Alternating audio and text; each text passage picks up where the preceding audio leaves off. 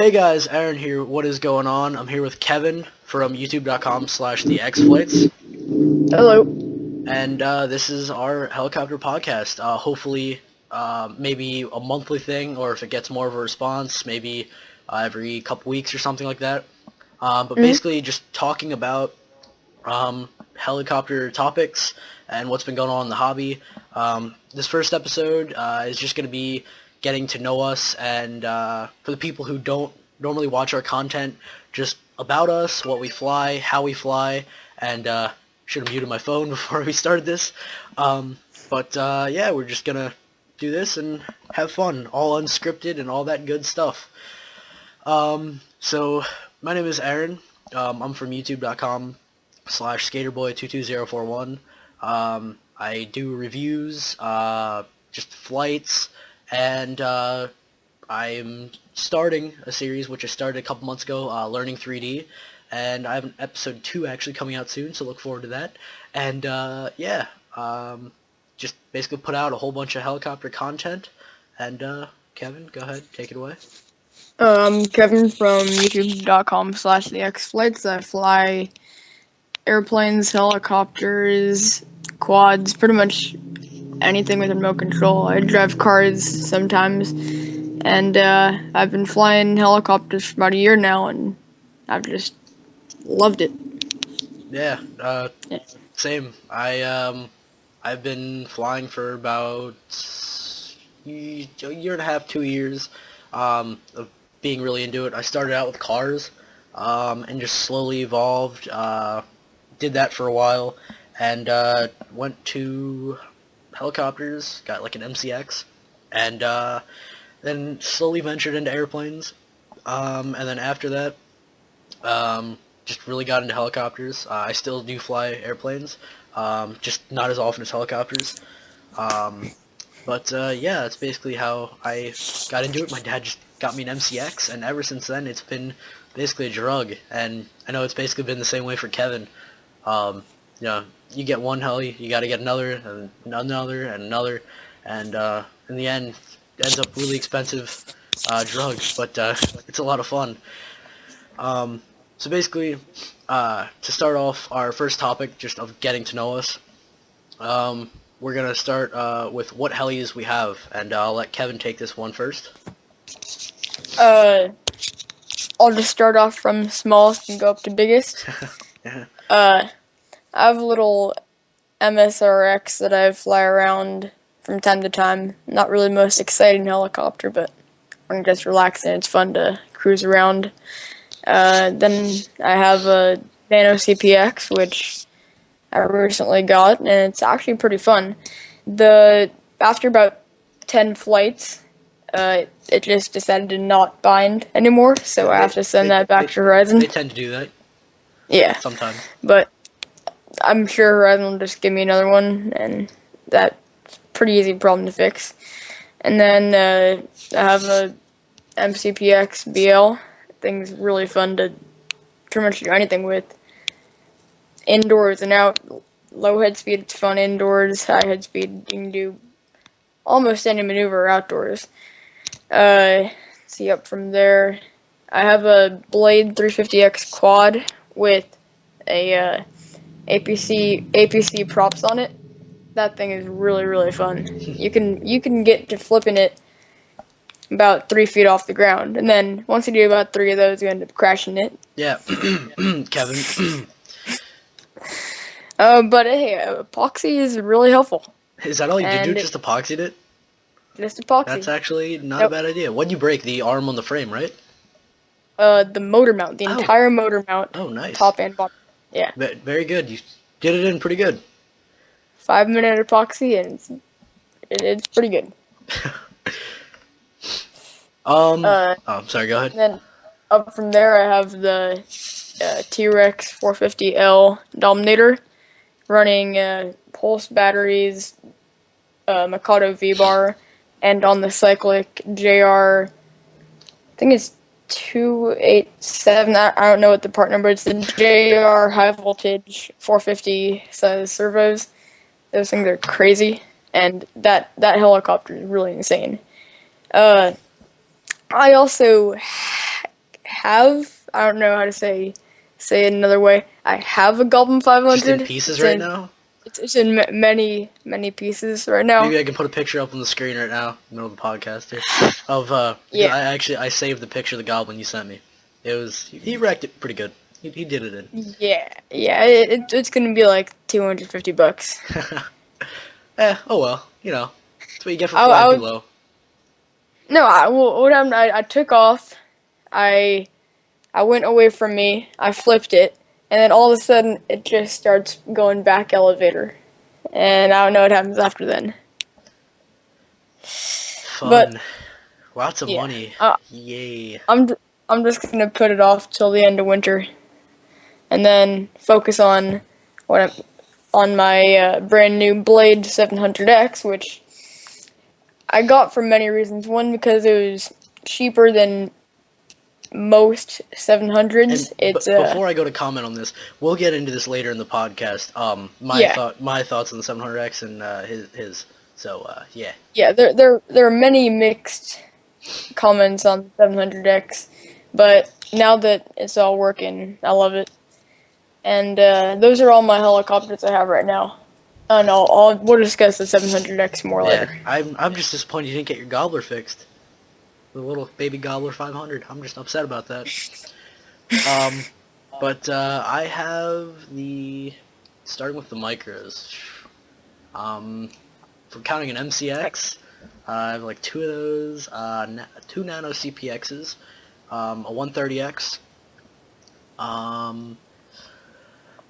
Let's see what else. Had an MSR.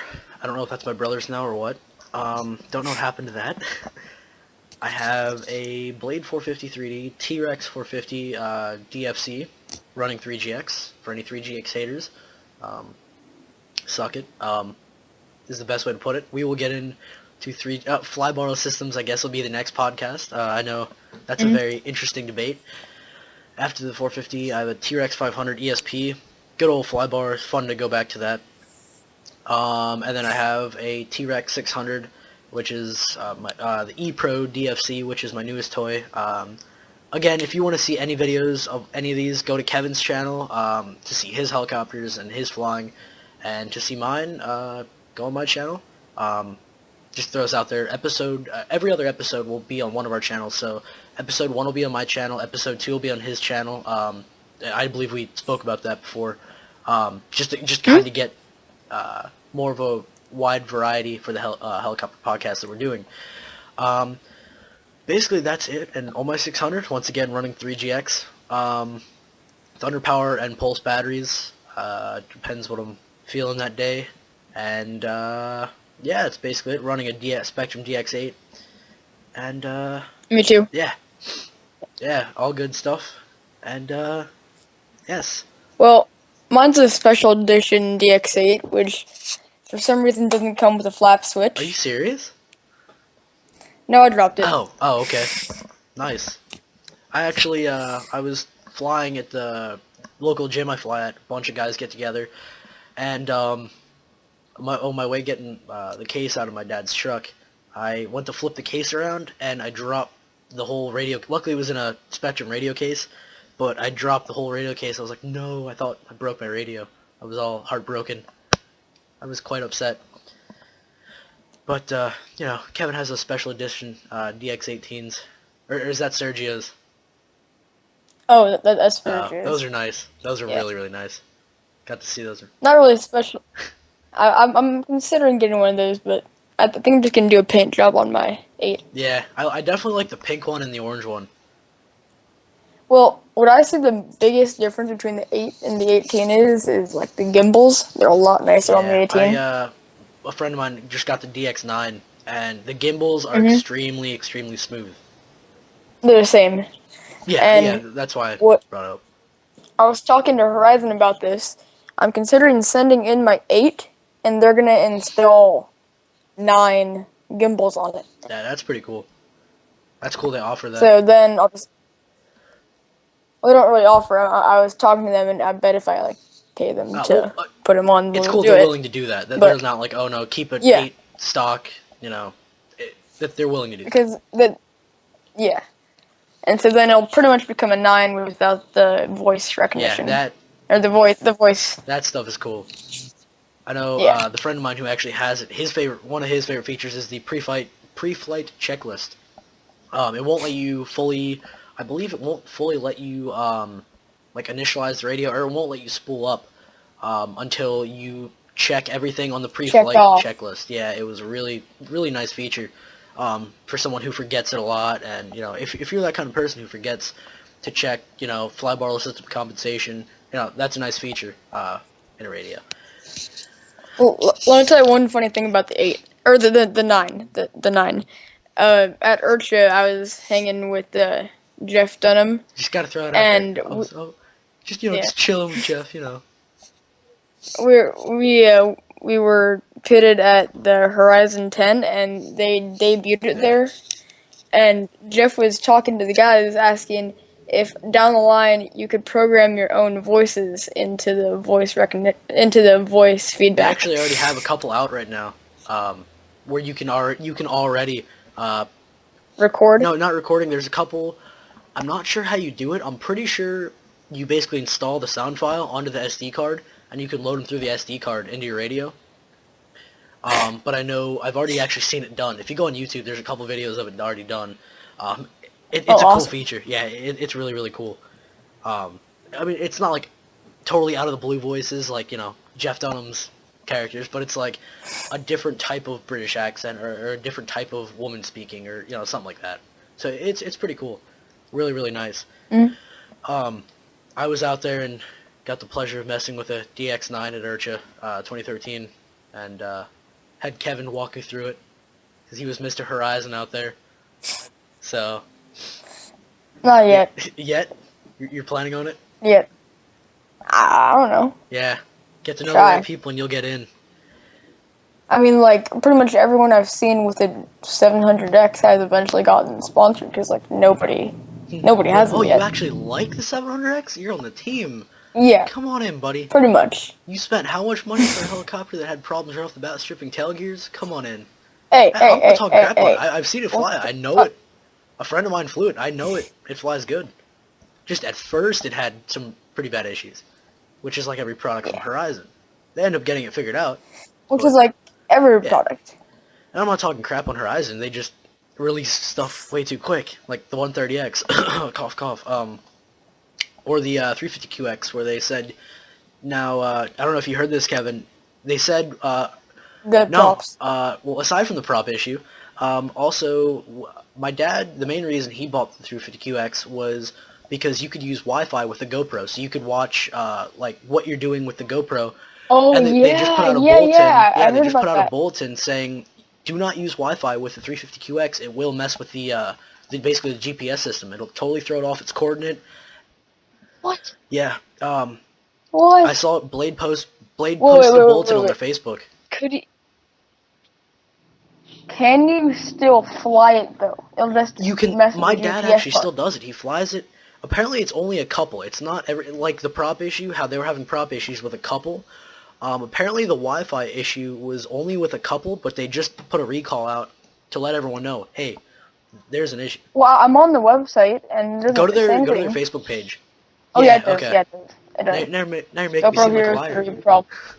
But yeah, I originally saw it on their Facebook, and I was like, oh, wow. And I screenshot it and sent it to my dad. And at first he was really irritated because, you know, he bought it for that, to use Wi-Fi, to record, and yeah. Me too. Because I got the 3 first, and then I got... Yeah, and he has the GoPro Hero 3 Black Edition, so, I mean, yeah.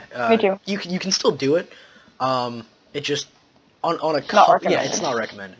On a couple, like, again, it probably only happened on a couple of them, where it freaked out the GPS system. But mainly, they tell you to stay away from it, although my dad hasn't had an issue with his yet. Aside from his own fault of crashing it, but yeah, that happens. So, yeah, anyway, guess now into flying style. This is a good controversial one, too. Some people think one flying style is kind of stupid versus the others. I have friends where they'll watch people fly, they're like, that is stupid. Why would you do that? mainly towards smack, and I I fly smack in a way. I try and mix it up. I do smack, the first half of the flight to, just have fun and go off, and then smooth to show everybody that, you're in control, if anyone's watching, or just to have fun, go smooth. It's nice to mix it up. So, I'd say my flying style is a combination of smack and smooth. I either go really, really smacky or really, really smooth. And it's nice to always go technical every now and then.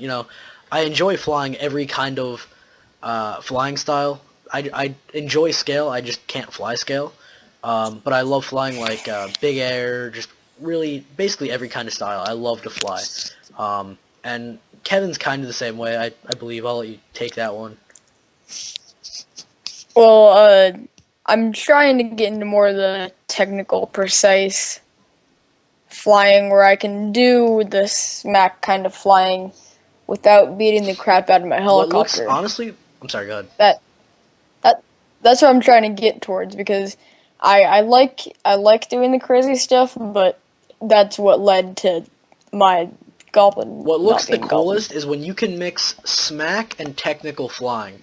And if you want to see, I was just going to say that, Kyle Dahl. If you want to see the absolute best combination of smack flying and technical flying, is hands down Kyle Dahl. He is really, really amazing with that style of flying.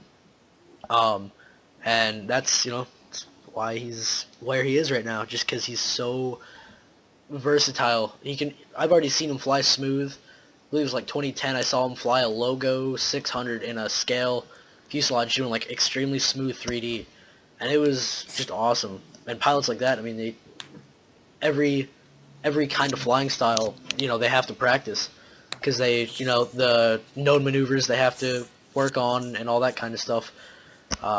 That basically includes every single style. Technical, I wouldn't say smack in a known maneuver, but smooth and technical basically. So,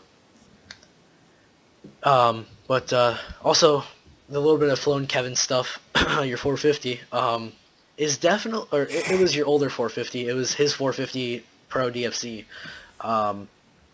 It was 6S before technically 450 should have been 6S. And what do you get? 2 minutes of flight time?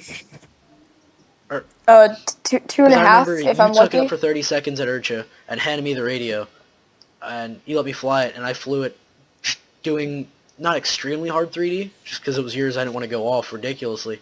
And you're like, yeah, you might want to land it soon. I'm like, what? Really? I mean, it was ridiculous power. He had, like, it was balls to the wall, just ridiculous power.